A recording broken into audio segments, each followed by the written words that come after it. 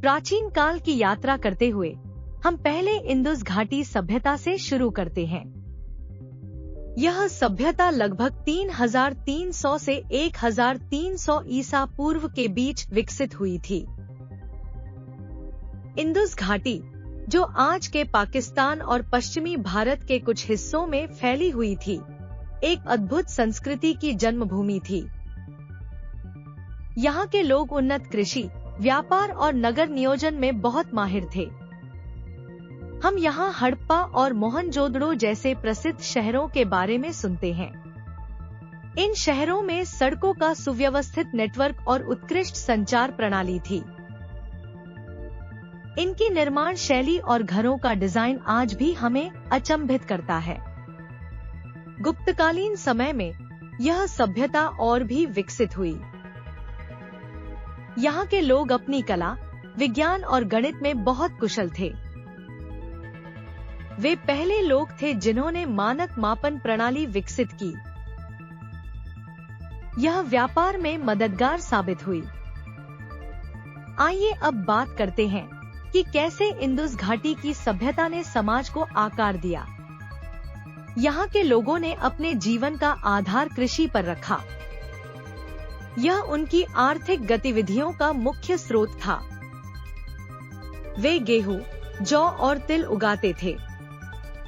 अब हम सामाजिक संरचना की ओर ध्यान देते हैं। इंदुस घाटी में एक जटिल सामाजिक ढांचा था। यहाँ अतिक्रमण और व्यापार से जुड़े लोगों की श्रेणियां थी। वहाँ श्रमिक, व्यापारी और शिल्पकार जैसे विभिन्न वर्ग थे। महिलाएं भी समाज में महत्वपूर्ण भूमिका निभाती थी, जो कि बच्चों की देखभाल और घरेलू कार्यों में संलग्न थी। इंदुस घाटी सभ्यता का धर्म भी बहुत रोचक था। वहाँ के लोग पशु पूजा करते थे और मिट्टी की मूर्तियां बनाते थे।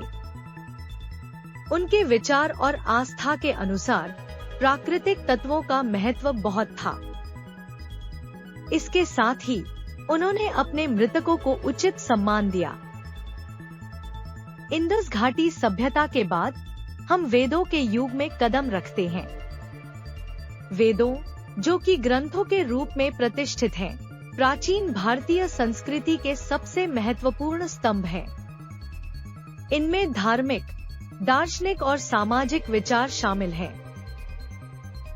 वेदों का अध्ययन भारतीय समाज के लिए बहुत महत्वपूर्ण था।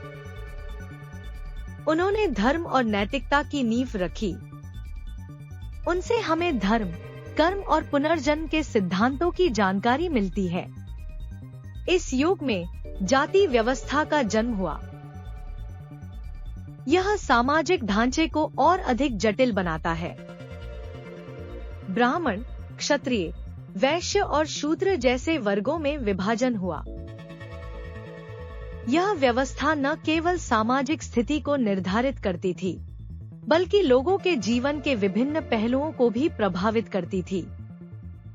उदाहरण के लिए, ब्राह्मणों का कर्तव्य धार्मिक अनुष्ठान करना था, जबकि क्षत्रियों का रक्षक होना था। अब हम बौद्ध धर्म और जैन धर्म के उदय के बारे में बात करते हैं।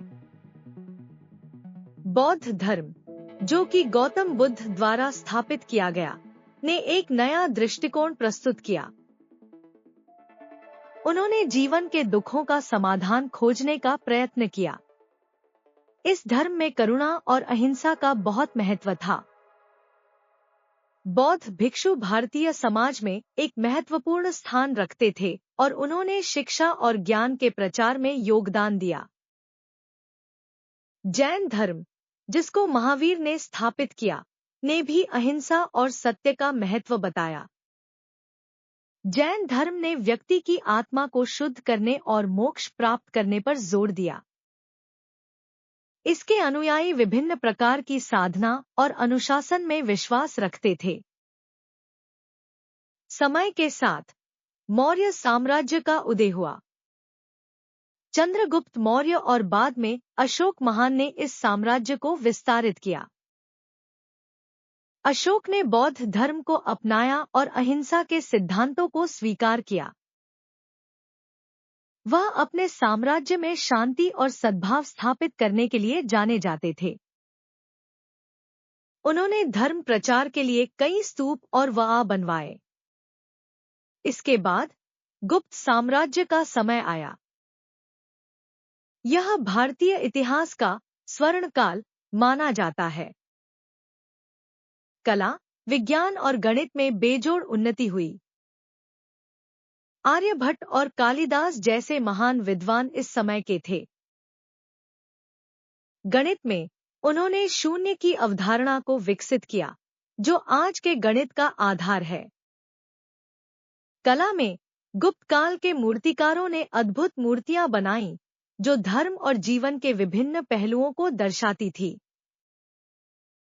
प्राचीन भारतीय समाज में व्यापार और वाणिज्य भी महत्वपूर्ण थे। समुद्री मार्गों के माध्यम से व्यापारियों ने दूर दूर के देशों के साथ संपर्क स्थापित किया। सिल्क और मसालों का व्यापार बहुत प्रचलित था। यह अर्थव्यवस्था को समृद्ध करने के लिए आवश्यक था। हमारी यात्रा यहाँ समाप्त होती है, लेकिन प्राचीन काल के इन पहलुओं ने भारतीय संस्कृति और सभ्यता को गहराई से प्रभावित किया है। ये कहानियां हमें यह समझने में मदद करती हैं कि हम कहां से आए हैं और हमारी सामाजिक धरोहर कैसी है। आज के समाज में भी ये मूल्य और विचार प्रासंगिक हैं। हमें इनसे सीख लेने की आवश्यकता है, ताकि हम एक बेहतर भविष्य की दिशा में आगे बढ़ सकें।